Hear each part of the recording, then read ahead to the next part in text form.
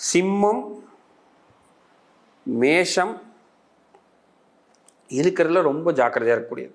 இந்த 2 இதுவும் இன்வெஸ்ட்மெண்ட் சைடில் அவங்க பண்ணவே வேண்டாம், ரொம்ப கவனமாக இருக்கணும். கண்டிப்பாக இருக்கணும். அப்புறம் தனுஷ், அதில் ரொம்ப அதிகபட்சமாக கவனமாக இருக்கிறது சிம்மம் தான். இது ரொம்ப ரொம்ப ரொம்ப ரொம்ப ஜாக்கிரதையாக இருக்கக்கூடிய காலகட்டங்கள். ஏன்னா மெயின் விஷயம் பார்த்தீங்கன்னா, இப்போ ராசியாக இருக்கிறவங்களுக்கு அஷ்டம சனி ஸ்டார்ட்டு, புரியுதுங்களா? இப்போ லக்கணமாக இருக்கிறவங்களுக்கு லக்கணத்தில் கேது, வாழ்க்கையில் எது செஞ்சாலும் அடி விழுகுறதுங்கிற மாதிரியான அமைப்பு ஆகி போயிடும். ஸோ சரி, சிம்மத்துக்கு சிம்மத்துலேருந்து நேராக மேஷத்தை பார்க்கும், மேஷத்துலேருந்து நேராக ஆட்டோமேட்டிக்காக இப்போ 7ஆம் பாவம் கிடையாது, 7ஆம் பார்வை கிடையாது கேதுக்கு, அப்போ 9ஆம் பார்வையை தனுசு பார்க்கும். அப்போ டோட்டலாகவே பார்த்தீங்கன்னா இந்த 3 பேர்த்துக்கு அடி ரொம்ப.